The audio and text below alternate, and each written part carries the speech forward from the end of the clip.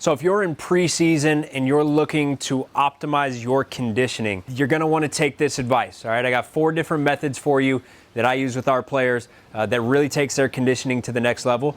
Let's not forget, for preseason, conditioning is the priority. Explosiveness now takes a back seat. We still have to train explosively. We still have to get our vert code workouts. I cannot stress this enough, but it takes a back seat. And so you start doing the minimum dose advice. You start fitting it in where you can. As an athlete, we have to train year round, and you have to figure out how to train heavy and explosive throughout season. Otherwise, we get 2 steps forward in the off season, 1 step back in season. And we have this constant wave.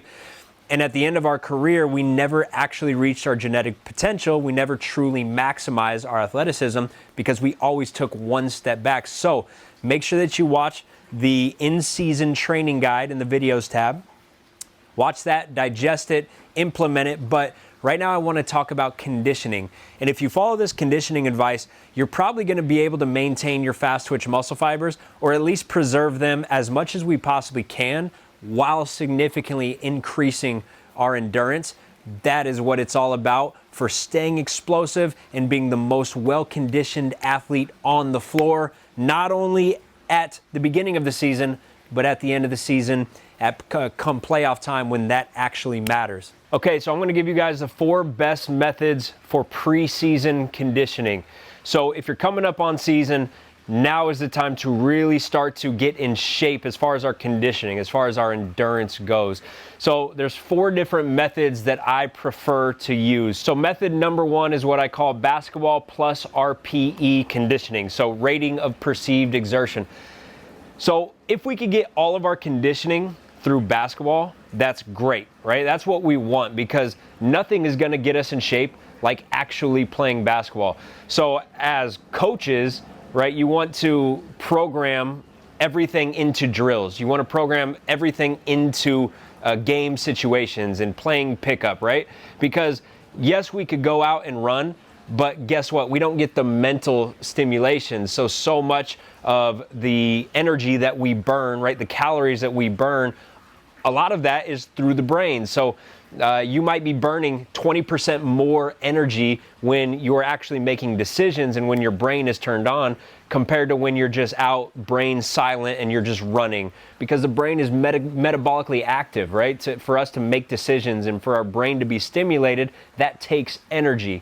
So that's why I always say, if we can get our conditioning through basketball, let's do it. So as a coach, you want to build it into your drills. You want to build it into gameplay instead of just having your players go out and run on the track. So let's say you're a player.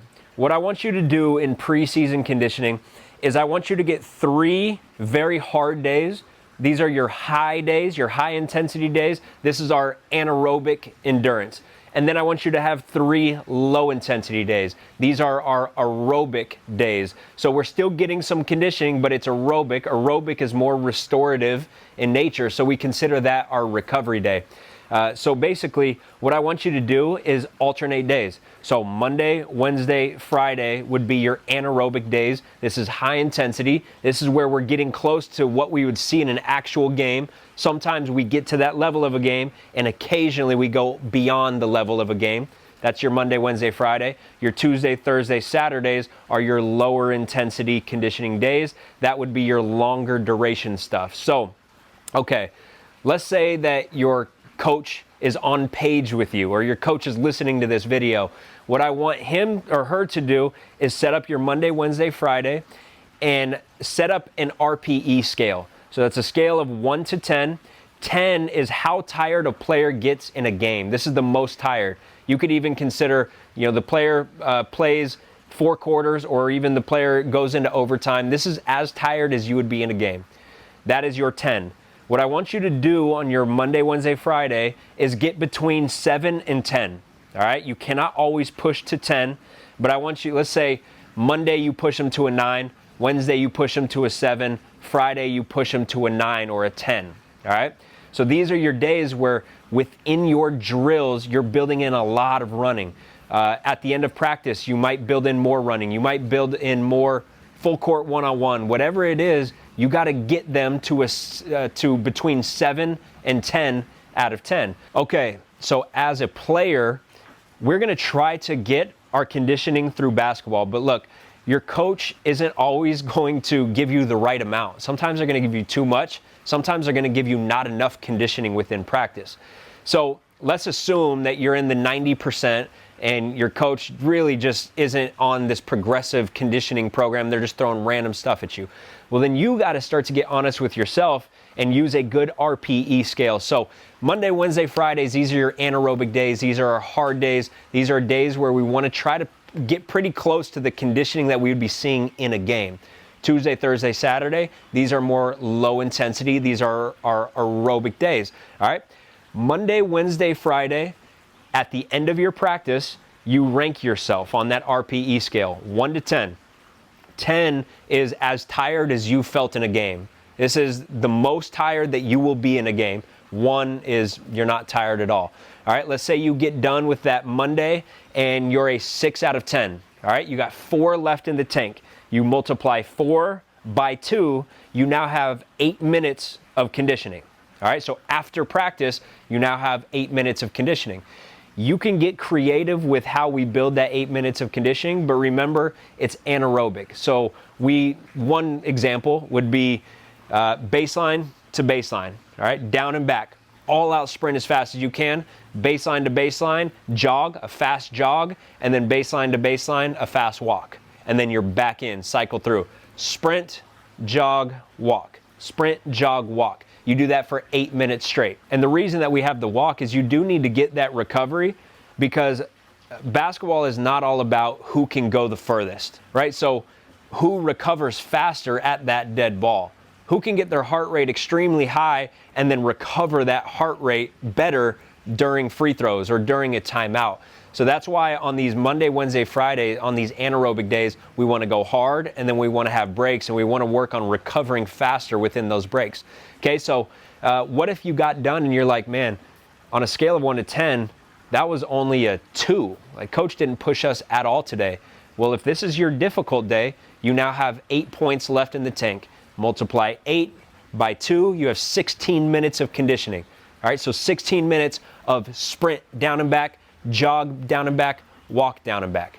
All right, and you can change this up however you want. Like, you can add in slides, whatever you want to do, but start to use that scale. Get to the end of your practice and figure out, okay, if I got some points left in the tank, multiply by 2 and get that many minutes in conditioning. But again, same concept applies. If you were going to go play full court one-on-one, if at the end of practice you were a 6 out of 10, we got 4 points left in the tank, multiply by 2, okay, we got 8 minutes of full court one-on-one.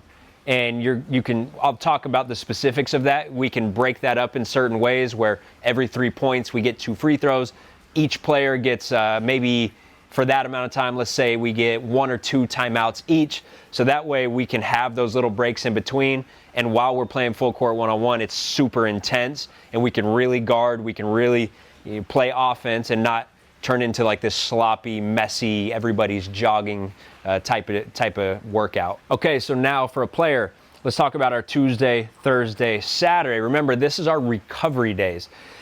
It's okay to, if you need the conditioning, if you feel like you're the type of player that gets tired in a game and you need to significantly improve your conditioning, we can still work hard on these Tuesday, Thursday, Saturdays.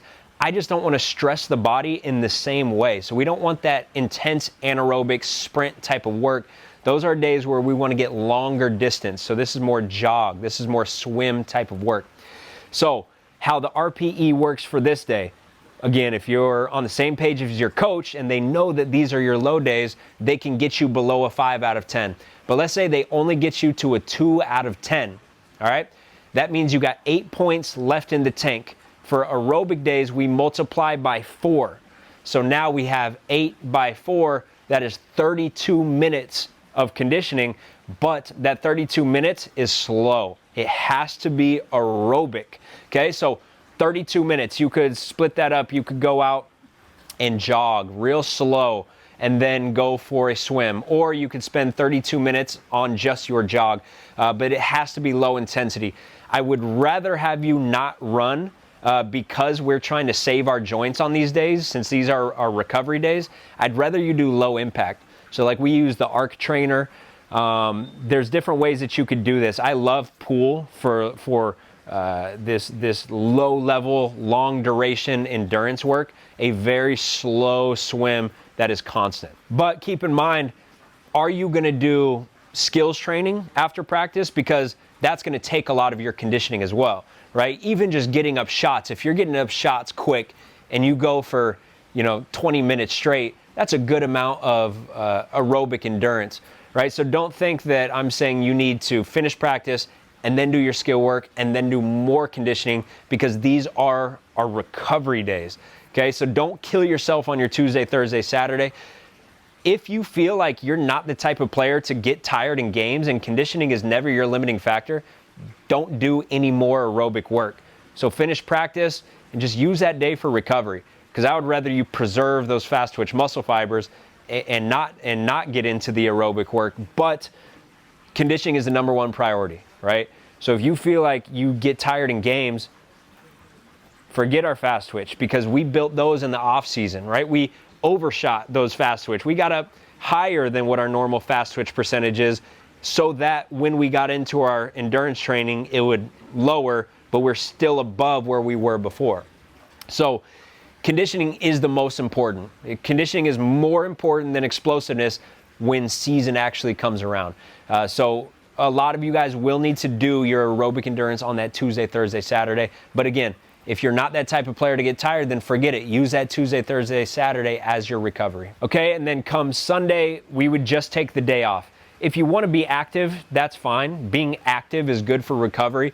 Go play another sport, right? Go play tennis. Go mess around and play soccer. Like, have fun, but don't do anything intense. I would stay away from basketball. If you want to get up some light shots or stationary ball handling, that's fine. But I would say take one day off of your conditioning. Now, how do you incorporate your lifts with these days? So remember, if your Monday, Wednesday, Fridays are your high days, Tuesday, Thursday, Saturdays are your low days, a lot of people would think, well, on my low days, I'm going to add my high intensity lift. I would go the opposite with it. So I would go your high intensity lift on your Monday, Wednesday, Friday. So then the system, your body, has a day for recovery, full recovery. Because if you go intense on intense lift on Tuesday, Thursday, Saturday, now our overall intensity is high every single day. We never have a chance to recover. So let's say you have a higher intensity lift like a squat, a deadlift, a pull-up, compound movements where you're going pretty heavy, it's intense on the nervous system. I would throw that on that Monday, Wednesday, Friday. So then come Tuesday, we have a full recovery. And then come Wednesday, we're back up high. Tuesday, we're back down low. That way, we're not high every single day. Now, the 6-day-a-week plan generally works really well, especially for like high school players who don't play back-to-backs that often, right? Like through high school season, maybe you have 2 games per week and they're separated. This schedule is great. Now, some leagues, you do have frequent back-to-backs. Or NBA players, they have back-to-backs, and so we got to account for that. So early preseason, I like this schedule of high-intensity day, low-intensity day, high-intensity day, low-intensity day. Eventually, after several weeks, we got to start to add back-to-backs in our high intensities. So now, Monday we're high-intensity, Tuesday we're high-intensity. So anaerobic conditioning, hard conditioning on Monday and Tuesday. Wednesday would be our recovery day. Thursday, we're back to high intensity. And so now we're kind of just mimicking our game schedule, because we have to prepare the body for that specific schedule. Because if your muscles and tendons and fascia get used to intense loading on non-consecutive days, and then all of a sudden on consecutive days, we have to play and we have to perform at a high level, that's where a lot of injuries can come in. So being prepared specifically for your game schedule from a conditioning standpoint is one of the best forms of injury prevention. So as we get 2 weeks out, we want to start to really add in schedule-specific conditioning. Okay, so what about if you're actually playing? What if you're already getting up and down, you're playing scrimmage games, or you're already in season and you're playing? Well, on game days, remember, that's our high-intensity day. So when you get done with that game and you go, look, I played more than 15 minutes, I was tired at the end of the game. I was an 8 out of 10. You're done. Go home. But what if you didn't play many minutes, or you did play a lot of minutes, but you weren't that tired? Let's say RPE, you ended at like 5. Well, you have 5 points left over. 5 multiplied by 2 is 10 minutes. You have 10 minutes of anaerobic conditioning after that game. All right, but again, if you were an 8 and 9 or a 10 out of 10, you're good to go. You probably don't need that much extra work unless you want to get it and you're the type to be able to recover the next day for it. But for the most part, let your game take care of your conditioning, especially if you're a starter, you're getting a lot of minutes. Maybe you go in the weight room after you're done with your game and you hit a lift where you get through a couple compound movements. You have a squat, you have a pull-up, you hit 4 sets of 3 reps or something like that. High intensity, but not a long duration. This lift could last 15 or 20 minutes and then be out the door, get your nutrition, get your recovery, and you're done, right? And then remember, of course, after game day, that is your low intensity day. So that next day after game day, then we're going into that more long duration. If you can get it low impact, do it. If you can get on a bike, if you can get on an arc trainer, if you can get in the pool and swim, let's do that on that next day following the game.